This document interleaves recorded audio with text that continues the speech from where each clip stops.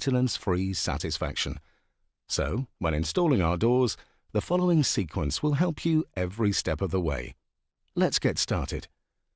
It's wise to make sure you protect your doors on site, so only remove the packaging on the day you intend to install.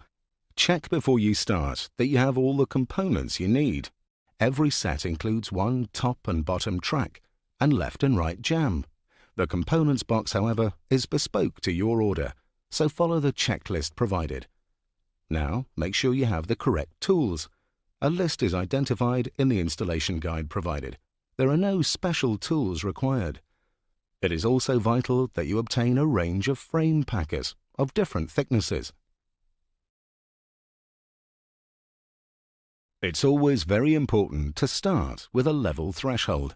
If the threshold is not level, lay the bottom track into position and insert the correct frame packers, spaced at a maximum of 500 mm apart along the length of the track until level.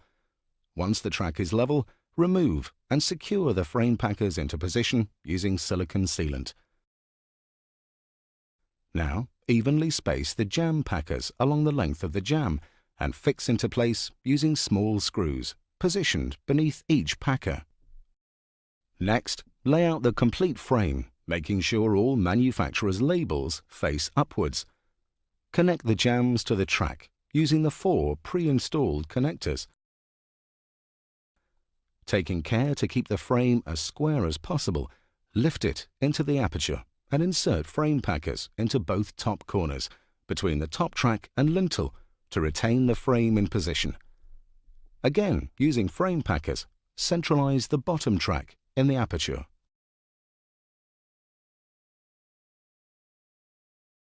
Using a 13 mm drill bit, drill the first layer of polyamide level with the center of each jamb packer.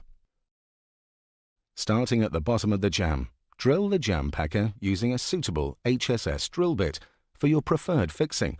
A good idea is to insert a flat knife or trowel between the jamb and the masonry to prevent blunting of the drill bit.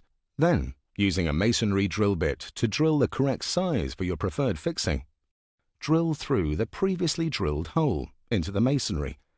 Packing the jamb level with the end of the bottom track, insert your preferred frame fixing.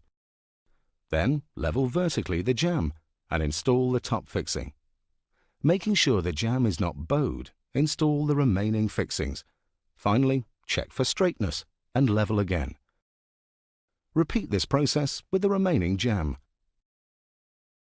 Set a pinch rod or measuring stick between the top and bottom tracks at each end of the frame. Using suitable frame fixings, fix the top track.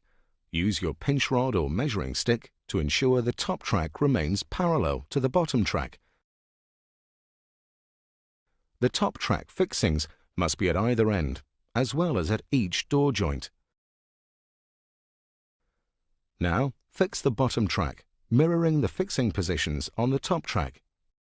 Before inserting the fixing, apply silicone sealant into the drilled hole to create a waterproof seal. Then, recheck level.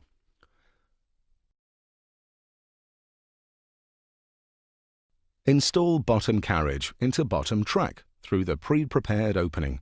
Then, install top carriage wheels through pre-prepared opening with thicker side of the wheel to the top.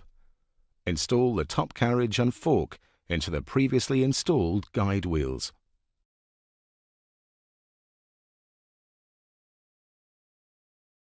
The position of each door in the set is clearly identified by a pre-adhered label on the outside sash.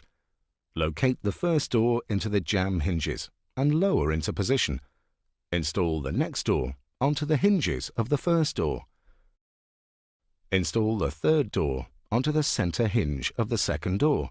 Stabilize the door using a suitable screwdriver inserted into top hinge. Slightly lift the second and third doors and locate the bottom carriage assembly over the bottom hinge and insert retaining pin supplied.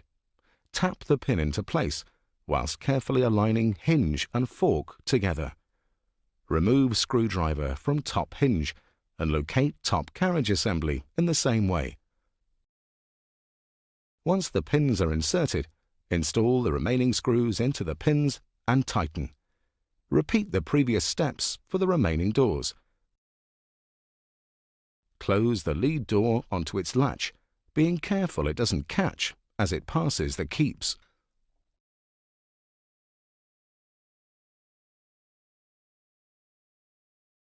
Insert the lever handle with screws supplied, using a hand screwdriver so as not to damage the screws. Then insert the grub screws into the hinges attached to the carriage assemblies. Only one per assembly is necessary. If the doors open outwards, fit the supplied D handle around the hinge above the slave handle.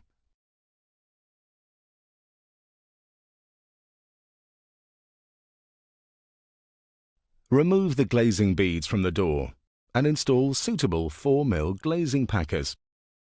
Lift the glass into place.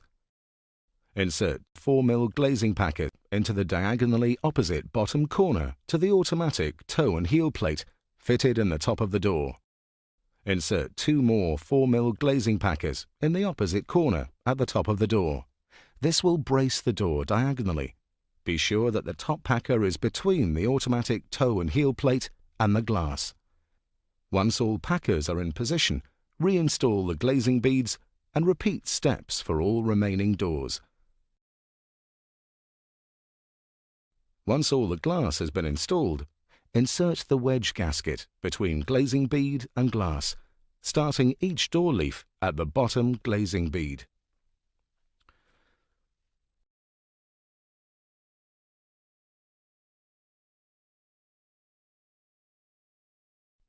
At this stage, it's important to make sure the toe and heel of each door is correct, so all doors sit level. If adjustment is necessary, insert a 4mm Allen key into the top of the door and rotate clockwise until the desired level is obtained. If no adjustment is required, turn the toe and heel adjuster clockwise until the plate inside the glazing chamber is tight to the top of the glass.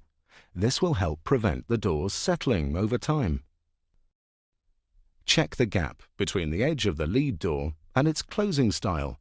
There should be an even 3mm from bottom to top. Should adjustment be required, open the doors, remove the center fixings of one jamb, and repack top and bottom of the jamb, in or out, to suit. Once adjustments have been made, insert center fixings. Starting with the doors completely open, check the level of the top track, observing the center pin in the top carriage guide wheel. This should protrude approximately 1mm through the center of the wheel and stay consistent as the doors are closed along the length of the track. If this is not the case, repack the top track to suit.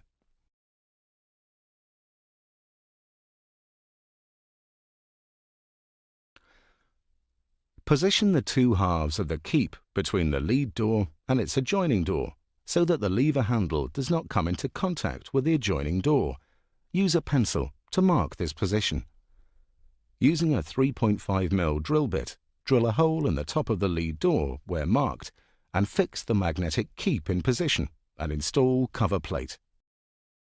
Carefully place the two halves of the magnetic keep together and open the lead door back against its adjoining door to locate the second half. Mark and fix into position as before.